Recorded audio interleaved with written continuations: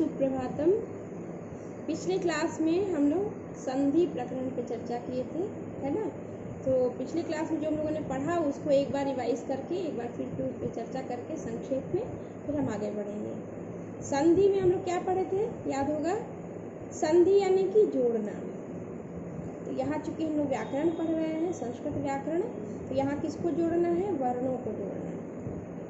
तो वर्णों को जोड़ना वो संधि हो गया, और उनको अलग करना, शब्दों को अलग करना, पदों को अलग करना, वो हो गया संधि विच्छेद, है ना। तो संधि की परिभाषा हम लोग क्या पढ़े थे, दो वर्णों में अतिशय सामीप्य के कारण।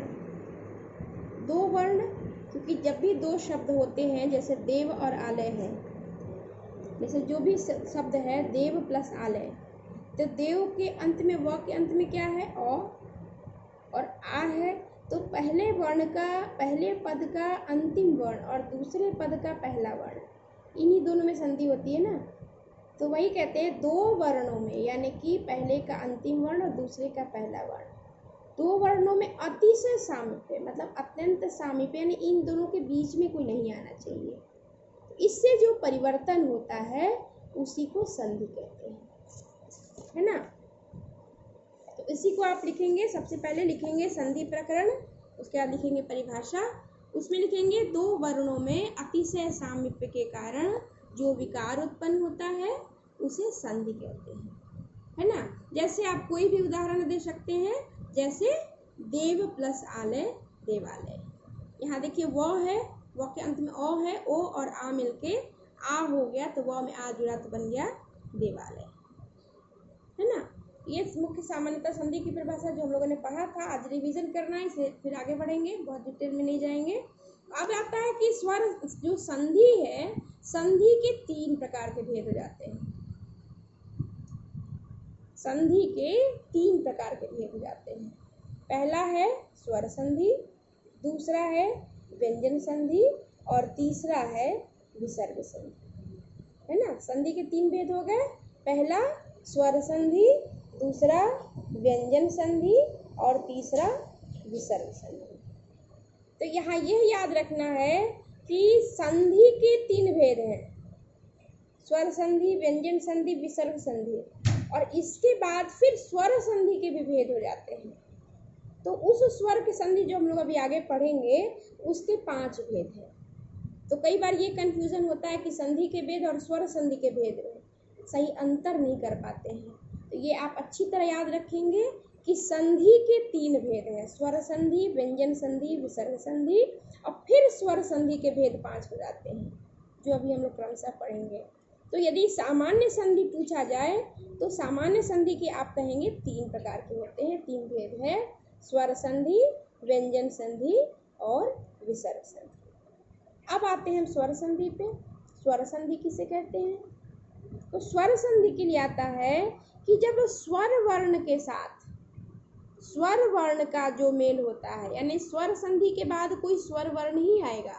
स्वर वर्ण का मतलब क्या है, अ से लेके औ तक, अ, आ, ई, उ, री, री, ए, ओ, औ, ये सारा जितना स्वर है, इसी स्वर के बाद यदि कोई भी दूसरा स्वर आए, यानी स्वर वर्णों के बाद जब स्वर वर्ण आए तो उसे स्वर संधि कहते हैं।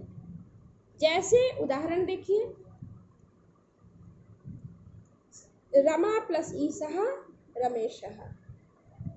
रमा में आ क्या है, आ स्वर है, ई क्या है, ई भी स्वर है, तो आ और ई मिलके बन गया ए रमेशः। वैसे ही कोई भी स्वर संधि हो सकता है, जैसे धन प्लस अर्थी, धन अ स्वर है और अर्थी में भी अ, तो अ मिलके आ बन सकता है, तो बन जाता है धनार्थी, है ना। तो ये तो स्वर संधि की परिभाषा हो गई। अब आते हैं कि व्यंजन संधि किसे कहते हैं, है ना। तो व्यंजन संधि के लिए आता है व्यंजन वर्ण का, व्यंजन संधि फिर लिखेंगे, फिर व्यंजन वर्ण का, पहले में क्या था कि स्वर वर्ण का स्वर वर्ण से मेल हो, है ना। और यहाँ क्या है, व्यंजन संधि में क्या है कि व्यंजन वर्ण का स्वर वर्ण अथवा व्यंजन वर्ण के साथ जो संधि होती है उसे व्यंजन संधि कहते हैं। यानी क्या हुआ, फिर से देखिए, स्वर संधि में था कि स्वर वर्ण का स्वर संधि से, लेकिन व्यंजन संधि में क्या है, व्यंजन वर्ण का स्वर वर्ण या व्यंजन वर्ण से जो मेल होता है उसे व्यंजन संधि कहते हैं। जैसे एक उदाहरण इसका भी लिख लेंगे, जैसे उत जोर लेखा, तो क्या है, व्यंजन है, ल क्या है, ल भी व्यंजन है, तो दो व्यंजन जुड़े तो उल्लेखा बन गया, यह व्यंजन संधि का उदाहरण हो गया, है ना। उसी तरह से फिर अब आप तीसरा संधि क्या था, विसर्ग संधि, है ना। तो तीसरा विसर्ग संधि में क्या है, स्वर या व्यंजन के साथ विसर्ग की जो संधि होती है, यानी स्वर वर्ण में क्या, स्वर संधि में क्या था, स्वर का स्वर वर्ण से मेल हो। व्यंजन संधि में क्या था, व्यंजन वर्ण का स्वर वर्ण या व्यंजन वर्ण से मेल हो। और विसर्ग संधि में क्या है कि विसर्ग का स्वर या व्यंजन वर्ण के साथ जो संधि होती है उसे ही विसर्ग संधि कहते हैं। जैसे मनः जोर हरः, मनः अंत में क्या है, विसर्ग है, विसर्ग के बाद क्या आया, ह, यानी विसर्ग के बाद ह, अब विसर्ग से ह की संधि हुई, यानी ह क्या है, व्यंजन, तो हो गया मनोहरः। वैसे निहि प्लस आधारः, निहि में क्या है, विसर्ग है, विसर्ग के बाद आ गया, यानी स्वर आ गया। इस उदाहरण में व्यंजन था, यहाँ स्वर आ गया, निहि के बाद स्वर आ गया, तो विसर्ग के बाद स्वर आ गया तो बन गया निराधारः। यानी विसर्ग संधि क्या हुआ कि विसर्ग के साथ स्वर या व्यंजन वर्ण के साथ जब मेल होता है तो उसे विसर्ग संधि कहते हैं। ठीक है, तो ये तीनों संधि क्लियर हो गया। अब हम फिर से आते हैं स्वर संधि के भेद पर। स्वर संधि की परिभाषा तो हो गई थी स्वर वर्ण के साथ, अब स्वर संधि के भेद पे आते हैं। स्वर संधि के 5 भेद हैं। 5 भेद आपको याद रखना है, दीर्घ संधि, गुण संधि, वृद्धि संधि, यण संधि, अयादि संधि। इसको याद रखने के लिए आप दीर्घ, गुण, वृद्धि, यण, अयादि इसको याद रखिए। संधि तो सब जोड़ ही लेंगे आप लोग, है ना। तो दीर्घ, गुण, वृद्धि, यण, अयादि। तो पहला क्या है, दीर्घ संधि। दीर्घ संधि का पिछले क्लास में मैंने चर्चा की थी, इसको जल्दी बता के फिर आगे बढ़ेंगे। दीर्घ संधि में सूत्र आता है, पाणिनि ने सूत्रों के माध्यम से संधि को स्पष्ट किया है या कोई भी विषय को स्पष्ट किया है, क्योंकि सूत्र रूप में याद रखना ज़्यादा आसान होता है और स्पष्ट भी होता है। तो दीर्घ संधि के लिए सूत्र आता है, अकः सवर्णे दीर्घः। अकः क्या है, अक जो है यह प्रत्याहार है। अक यानी अ, ई, उ, री, री, क्योंकि प्रत्याहार में हम लोगों ने क्या पढ़ा था, माहेश्वर सूत्र, आई, उण, री, ऋक, यानी अ से क तक, यानी अ, ई, उ, री, री। अक का मतलब अ, ई, उ, री, री। इनके बाद यदि कोई समान वर्ण आए, समान वर्ण माने यही आए, अ, ई, उ, री, री, अ के बाद अ आए, अ आए, ई के बाद ई आए, उ के बाद उ आए, री के बाद री आए, री के बाद, तो यदि वही आए तो दीर्घ हो जाता है। यानी आ में दीर्घ क्या है, आ, ई में दीर्घ क्या है, बड़ी ई, उ और बड़ा उ में दीर्घ क्या है, बड़ा उ, और री में बड़ा री क्या है, दीर्घ क्या है, बड़ा री, तो वो हो जाता है। जैसे उदाहरण से देखिए समझ में आएगा, जैसे धन प्लस अर्थी, धनार्थी, राम प्लस अनुजहा, रामानुजहा, अ और अ मिल के आ बन गया। रत्न प्लस आकरः, रत्नाकरः, रत्न में अ है, आ है, अ आ मिल के आ बन गया, रत्नाकरः। दया प्लस अर्णवः, आ और अ मिल के भी आ बन गया, दयार्णवः। विद्या प्लस आलय, आ और आ मिल के विद्यालय बन गया, आ बन गया, है ना। इस तरह से आप बुक उठाएंगे, आपको बहुत सारा उदाहरण मिल जाएगा, आप में समझना है, ये आप समझ चुके होंगे। अब इसके बाद आते हैं अगला गुण संधि। गुण संधि में हम लोग पढ़े थे, गुण संधि को और अच्छे से समझिए ठीक से, कि गुण में आता है आदि गुण। आदि गुण, आदि का मतलब क्या है, ओ और आ। तो यदि अवर्ण आदि गुण ओ आ के बाद ई आए तो ई का क्या होता है, ई मिलके ए हो जाता है। उ आए तो उ का ओ हो जाता है। और री आए तो दोनों मिलकर अर हो जाता है।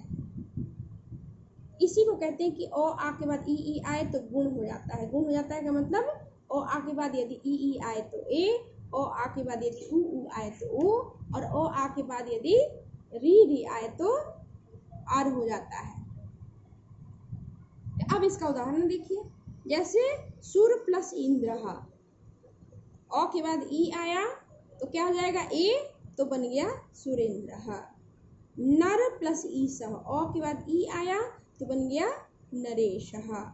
वैसे ही महाजुर इंद्र, ओ या आ दोनों था, ये ओ का उदाहरण था, ये आ का उदाहरण है। जैसे महाजुर इंद्र, आ प्लस ई आया तो बन गया महेंद्र। वैसे ही महा प्लस ईश्वर, आ और ई आया तो बन गया ए महेश्वर। फिर मैंने क्या बताया, ऊ का ओ हो जाता है। जैसे हित जोर उपदेश, ऊ का ओ हो जाएगा हितोपदेश। सूर्य प्लस उदय, ऊ का ओ हो जाता है सूर्योदय। वैसे ही गंगा प्लस उदकम गंगोदकम, है ना, गुण संधि हो गया। इसी तरह से आपको और भी बहुत सारा उदाहरण मिल जाएगा। अब इसके बाद आते हैं वृद्धि संधि।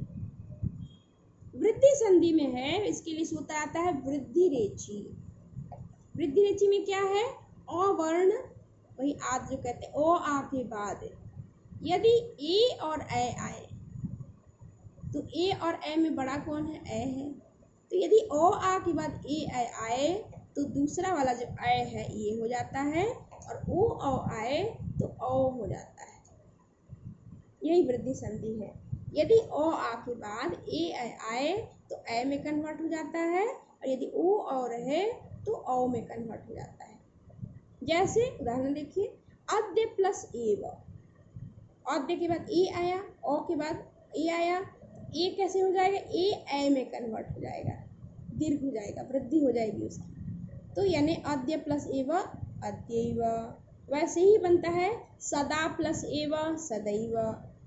वैसे है ग्राम प्लस ओ कहा ग्रामो कहा, है ना।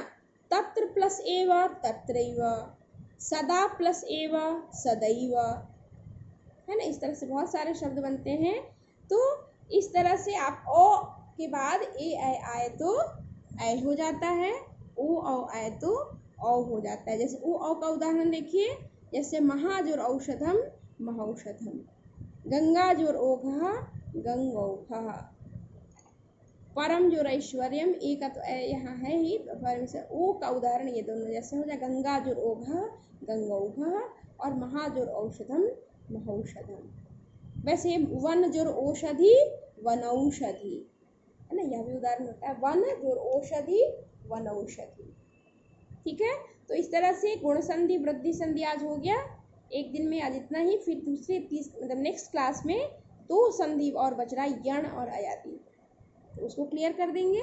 आज इतना ही, तो इसका आप प्रैक्टिस कर लेंगे, अभ्यास कर लेंगे और कॉपी में इसको लिख भी लेंगे।